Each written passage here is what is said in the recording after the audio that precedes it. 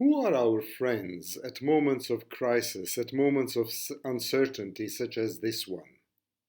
Welcome to Arm Wrestling with COVID-19, number 5. Over the past 10 days or so, I've already, at least in my own mind, categorized friends in 4 or 5 different brackets.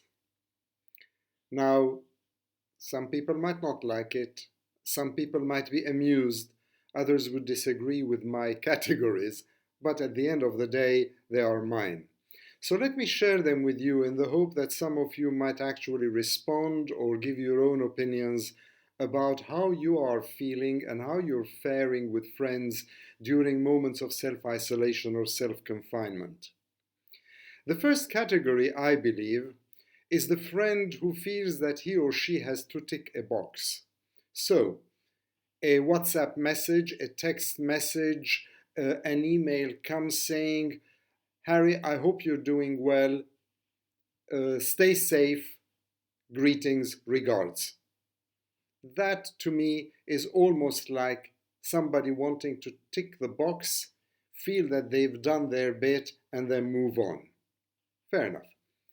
Then there are those who basically are so bored staying at home doing nothing. I mean, these are people who've been involved in the hurly-burly of life, who've been rushing around working hard, and then suddenly they're sitting at home twiddling their thumbs or annoying their partners and families, and they say, I'm bored. So suddenly, out of the woodworks come all those friends they have, and they start sending messages like, would you like to have a conversation? Would you like to do a Skype chat?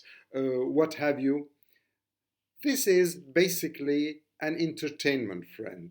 Somebody who suddenly reminds himself or herself that they could actually have a conversation with you and while an hour away, instead of sitting there wondering what to do, read a book, watch the telly, what have you. Then there are the unsure friends or timid friends. Those are people who I think personally, who basically are not sure. Should I call him? Should I ask how he's doing? Or should I leave him in peace? Would he think it's an intrusion in his life, or would he welcome my attention? Should I send him an SMS or not? And more often than not, it's the no, I shall not disturb him that wins the day. So that's the unsure friend. So we have the ticking the box friend, we have the entertainment friend, and we have the unsure friend. And then, of course, from these, you can already deduct that there are fair weather friends, people who are there to have fun with you, have a nice pint of Guinness, or go out to the movies, or just have a jolly time. But when it comes to the crunch, they're uncertain, unsure, unwilling to go one step further.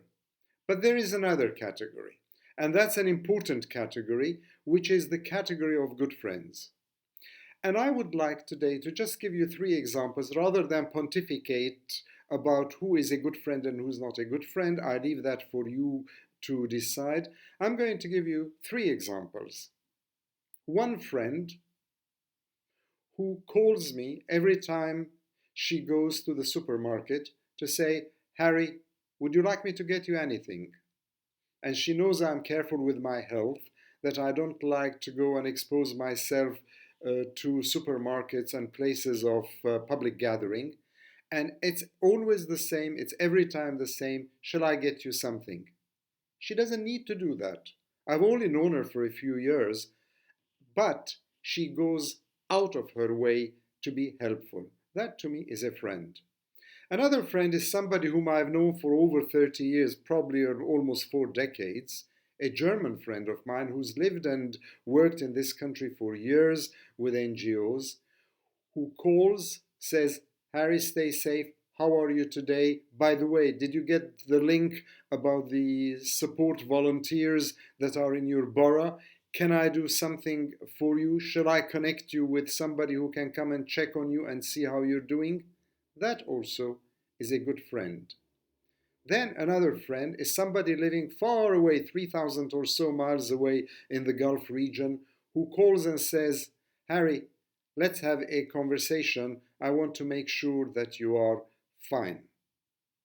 Now, don't tell me you don't know who's a good friend and who's not, because when you talk to your friends, and they're all different categories of friends, you know who's being sincere, who's being genuine, who's being unsure, shall I, shan't I, who is basically looking for entertainment and talking to me is cheaper than subscribing to Netflix or BritBox or Amazon Prime, and then the one who wants to tick the box so he or she feels actually satisfied, gratified that they remembered you, that they sent you a message. Am I being judgmental? Probably. Should I be judgmental? Probably not. But here you go. That's another thought flitting through across my mind on one of those days when we are all dealing with the new coronavirus, when we're all hopefully self isolating as much as possible, and when, most importantly, we're washing our hands for 20 seconds each time. Take care, and until number 6.